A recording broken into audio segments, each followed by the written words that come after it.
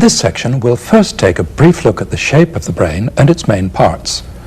Then we'll look at the cavity that contains it and the layers of tissue that surround it.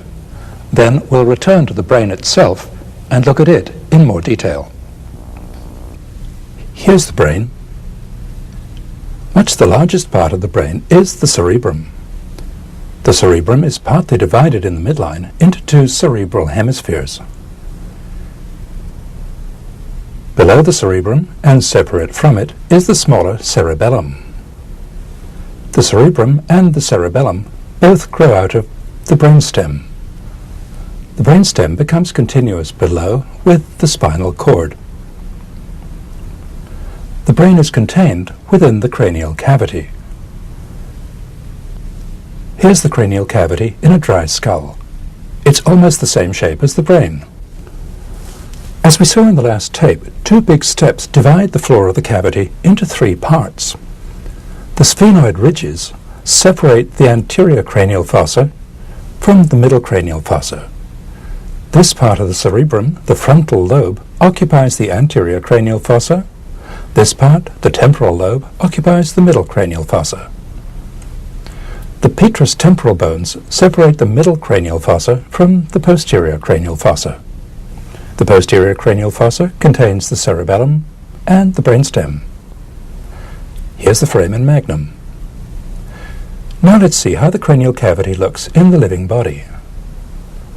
The cranial cavity is lined throughout by this layer of tough, shiny fibrous tissue, the dura.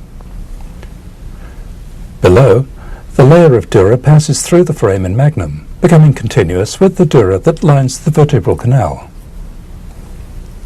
Two important extensions of the dura create partitions within the cranial cavity. They're the falx and the tentorium. Here's the tentorium. Its full name is tentorium cerebelli. It separates the posterior cranial fossa from the rest of the cranial cavity and separates two major parts of the brain, the cerebrum above from the cerebellum below. This opening in the tentorium is called the tentorial incisure.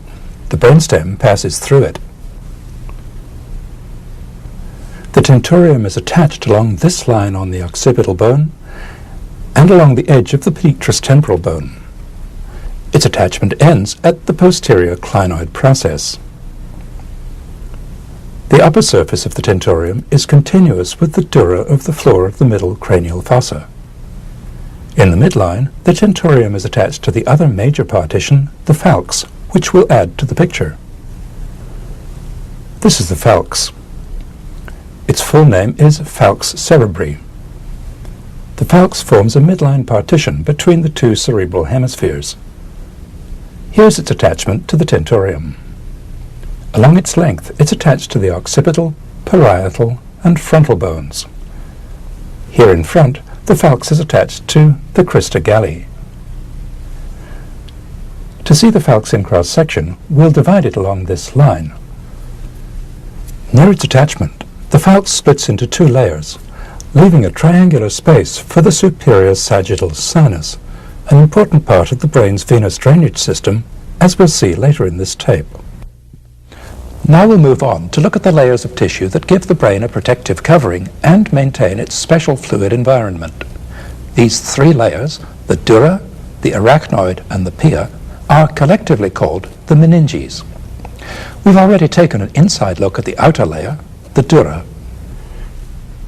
To see the two inner layers, the pia and the arachnoid, we need to add the brain itself to the picture. We're looking at the right cerebral hemisphere. The blood vessels on its surface have been filled with red latex. The surface of the brain is richly folded. An outward fold is called a gyrus, an inward fold is a sulcus. The pia is almost invisibly thin. It's just the glossy surface that we see here.